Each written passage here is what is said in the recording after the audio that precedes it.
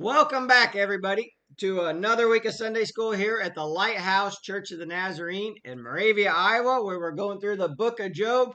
This week we're in Job chapter 31. Now, today is the last that we're going to hear from Job, except for a couple short things at the end. So, Job has been talking since chapter 26, but today he's going to rest his case. It's in the hands of the jury now. He's going to review his life, and then he's going to let God pass judgment on him. Now, Job 31 is just a great chapter. We probably could have divided it into a couple lessons, but we're going to plow through it all in one lesson here. Now, I want us to think about something real quick. Proverbs chapter 31 talks about a virtuous wife and what a virtuous wife should be like. It says that on her tongue is the law of kindness, that she does not eat the bread of idleness, that she does good for her husband and not evil all of his days. The interesting thing, we don't get a Proverbs chapter 32 that talks about what a virtuous husband would be like. What would a virtuous husband be like? Well, he would always change the oil in his wife's car and make sure it has gas. He would always ask for seconds from her cooking so that she feels good. We don't get that in the Bible. But do you know what we do get? We do get Job chapter 31. Job chapter 31 shows what a godly, righteous life looks like. And all of us should strive to be a Job chapter 31 type of guy. Now, let's just dig into this because it's a great chapter. Let's just get into this. Job chapter 31, verse 1. This is Job talking. He says, I have made a covenant with my eyes. Why then should I look upon a young woman? Now, this is interesting right here. Remember what Jesus said on the Sermon on the Mount? He said, you have heard it said, you shall not commit adultery. But I say, whoever looks at a woman to lust for her has already committed adultery with her in his heart. Now, that was kind of a bold thing for Jesus to say, and it was eye-opening because before this, everybody just thought, well, as long as I'm not actually doing the sin, I'm okay. And Jesus says, you have to have a changed heart. Not only do you not sin, you don't even want to sin. Well, Job said this, I have made a covenant with my eyes. Why then should I look upon a young woman? Job said this, 2,000 years before Jesus said what he said? Now, Martin Luther had a quote that kind of goes along with this. He says, you cannot keep birds from flying over your head, but you can keep them from building a nest in your hair. Now, what does this mean? It means you can't keep Satan from suggesting thoughts, but you can choose not to act and dwell on them. That's what this is saying here. The Bible tells us, it's in 1 Corinthians 6:18, it says, flee sexual immorality. What's Job saying right here? He says, I'm not even going to contemplate it. Why should I have made a covenant with my eyes? Why should I even look upon a young woman to lust for her? Bible tells us, flee sexual immorality. Now, we can actually compare two instances in the Bible where this happened. Now, clear back in Genesis chapter 39. Remember when Joseph got sold into slavery in Egypt and he was in Potiphar's house and Potiphar's wife was trying to seduce him? What did Joseph do? He ran away even while she was trying to grab him. So his clothes came off and he ran away naked and he was still falsely accused. But what did Joseph do? Joseph fled sexual immorality. Now, let's compare that to David. What did David do? When he was in Jerusalem all by himself, he'd sent all the men out to war and he sees Bathsheba bathing on the top of the temple. What did David do? He goes, well, I'm the only man left in town. What should I do here? David didn't flee sexual immorality. And what did he do? Ruined his life because of it. Solomon actually had a lot to say about this because Solomon destroyed his life with this problem right here. He said, Proverbs 6:25, do not lust after a woman's beauty. Because of this, some men have been brought to a crust of bread. Solomon said it again in Proverbs 31, do not give your strength to women. Uncontrolled lust can destroy great men. And we see that in the Bible all throughout.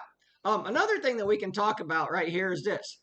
You know what we don't hear about from Job? We don't hear about Job having multiple wives or any concubines or harems, which with all his wealth, I'm sure could have been very easy to do.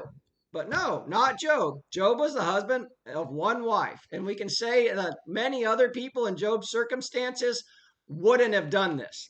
So let's just keep going here. Verse 2.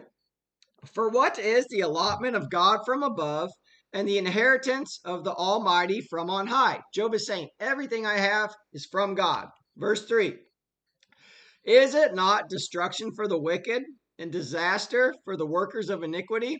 Now, we know this, maybe not in this life, but certainly in the life to come, the workers of iniquity will receive what they have coming to them from God. Excuse me. And then verse 4. This is a great verse right here. Does he not see my ways and count all my steps? What is Job saying here? God sees all that we do. And we need to realize this. Do we realize that God sees everything we do? Proverbs 5:21 says this, for the ways of man are before the eyes of the Lord, and he, capital He, God, he ponders all his paths. Now, not only does God see and know all that we do, but the Bible also tells us that he knows the thoughts and intent of our hearts. So the thought of God seeing all that we do, knowing the thoughts and intents of our hearts, that should motivate us to do good and to serve him all the days of our lives. Let's keep going here. Verse 5.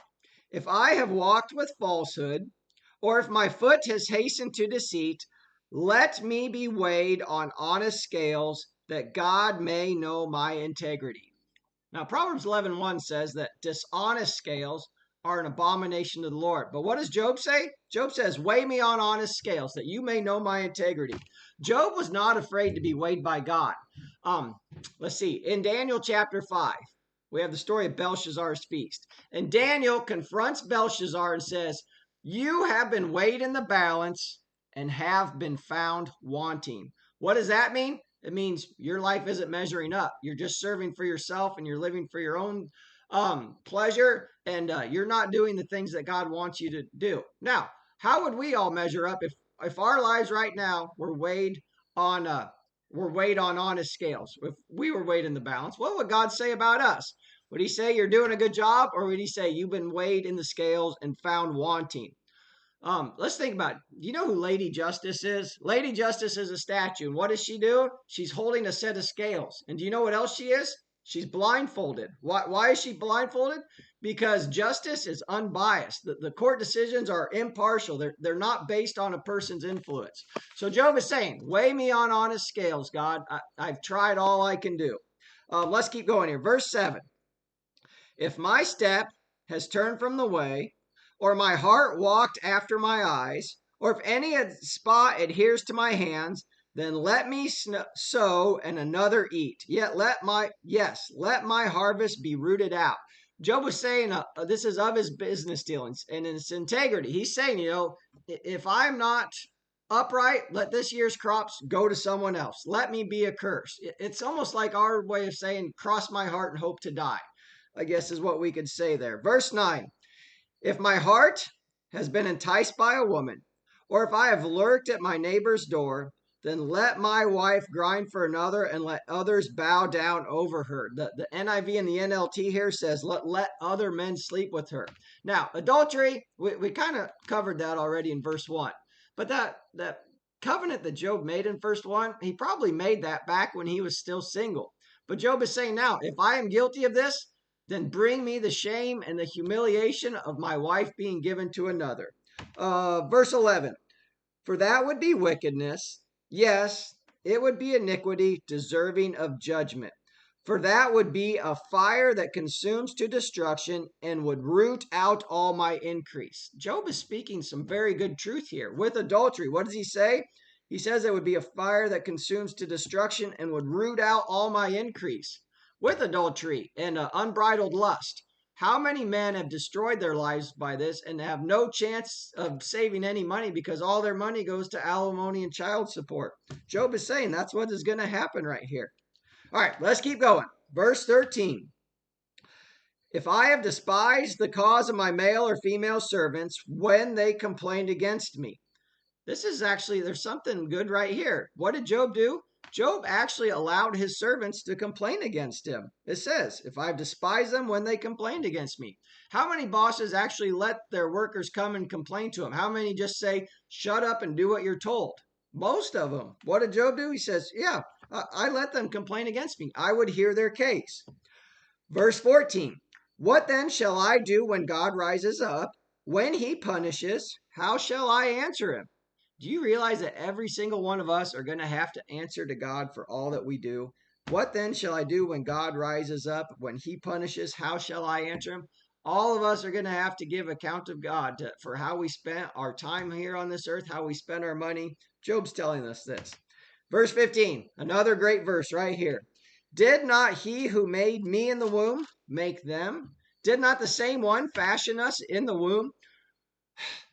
Is it not a tragedy when some people start to think of themselves as being superior to others? What did Job say here? He says, the one who made me also made them in the womb. We're all equal. And the Bible tells us that. In God's eyes, we are all equal. Galatians 3:28 says there's neither Jew nor Greek, nor slave nor free, nor male nor female, but we're all one in Christ Jesus. In fact, I actually probably have misspoke here. Actually, in God's eyes, we aren't all equal. The greatest of us is the one who humbles himself and becomes a servant to all. That's how we can become great in God's eyes. There's another good verse here. It's Malachi 2:10, which says, have we not all one Father? Has not God created all of us? Why then do we deal treacherously with one another? We are all equal, and it's such a tragedy when people start to think of themselves as being superior to others. All right, verse 16. If I have kept the poor from their desire, or caused the eyes of the widow to fail, or eaten my morsel by myself, so that the fatherless could not eat of it, but from my youth I reared him as a father, and from my mother's womb I guided the widow.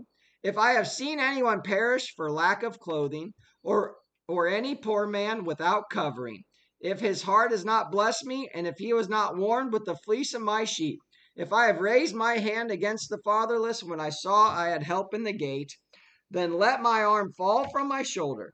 Let my arm be torn from the socket, for destruction from God is a terror to me, and because of his magnificence, I cannot endure. Now, Job had wealth. We know Job was wealthy, but it's what he did with his wealth. What did he do? He used it to help others. And all that he do, whenever somebody else was needing help, Job was there to help. The true character of a person, I heard, is best indicated by how they treat those who might be considered inferior to them. That's the true test of character. What did Job do? He treated everybody with respect and tried to help all. Now, we have socially disadvantaged people today, do we not? Are we helping them? Or are we just saying, that's not my problem, somebody else can take care of them? Let's keep going here. Verse 24. If I have made gold my hope, or said to find gold, you are my confidence. If I have rejoiced because my wealth was great and because my hand had gained much, Job is saying, I didn't trust in my riches. Even though Job was the wealthiest man there was back then. Wealthy people find it very easy to trust in their riches. The bad thing about riches is it can just go through your fingertips and be gone tomorrow. We also find from the book of Job is this: to be wealthy is not a sin, but to trust in your riches, that is a sin. Psalm 20 verse 7 says, some trust in horses, some trust in chariots, but we will remember the name of the Lord our God. Job was well aware that everything he had would have been in vain if God had not blessed it. Verse 26, if I have observed the sun when it shines, or the moon moving in its brightness, so that my heart has been secretly enticed, and my mouth has kissed my hand, this also would be iniquity deserving of judgment, for it would have denied God who is above. He was talking about idol worship here. And this is kind of interesting. He says, if my heart had been secretly enticed and my mouth had kissed my hand. I was reading about this, that the idol worshipers, people that bow down to statues and worship stuff besides the one true living God, that if they couldn't touch the statues, that they would actually kiss their hand and throw it at them. Basically today, how we blow a kiss. Now, Job knew all these things right here. He says, this would be iniquity deserving of judgment, for I would have denied God. Worshiping anybody but the one true God. He says, this would have been wrong. The interesting thing is Job knew all of this before any scripture was ever written. But that also tells us, and Paul tells us in Romans 1:20 that all are without excuse, that there's none without excuse. And Job's telling us that here. Let's keep going here. Verse 29. If I have rejoiced at the destruction of him who hated me, or lifted myself up when evil found me. Now, even Job had haters. We just read about what he did. He helped the poor, he helped the orphans, and he helped the widows. It seems like all he knew. And still, Job had haters. What does that tell us? It tells us no matter what we do, you can't please everybody. But Job had haters. But did he get a sense of joy when his haters and people that opposed him came down on hard times? He says, no, I didn't. How many of us can say that? I'm going to guess very few. Verse 30. Indeed, I have not allowed my mouth to sin by asking for a curse on his soul. If the men of my tent had not said, who is there who has not been satisfied with his meat, but no sojourner had lodged in the street, for I have opened my doors to the traveler. Job opened his house to everybody, showed hospitality. This probably actually speaks more to Mrs. Job, his wife, than to Job himself, for she would have been the one that it fell upon probably to take care of these people. If I have covered my transgressions as Adam, by hiding my iniquity in my bosom, because I feared the great multitude and dreaded the contempt of families, so that I kept silence and did not go out of the door. Oh, that I had one to hear me. Here is my mark. The NIV says, I now sign my defense. Job is saying, here I stand. Oh, that the Almighty would answer me. God is going to answer him. We got about 6 chapters or so, and then God is going to answer him. And this is going to get really good. That my prosecutor had written a book. Surely I would carry it on my shoulder and bind it on me like a crown. I would declare to him the number of my steps. Like a prince, I would approach him. If my land cries out against me, and its furrows weep together, if I have eaten its fruit without money, or caused owners to lose their lives, then let thistles grow instead of wheat, and weeds instead of barley. And then look at this. The words of Job are ended. Job rests his case right here. Now, God has patiently listened to this. Sometimes we have to wait for God to answer us a long time. Now, we are about to hear from God, but first, we got about 6 chapters where we have to hear from a man named Elihu. And then God shows up, and then this gets really good. So, we should all strive to be a Job chapter 31 type of person. We should read through this and go, am I doing these things, or am I living like Job did? We're going to quit for today. That was Job chapter 31. I hope you enjoyed it.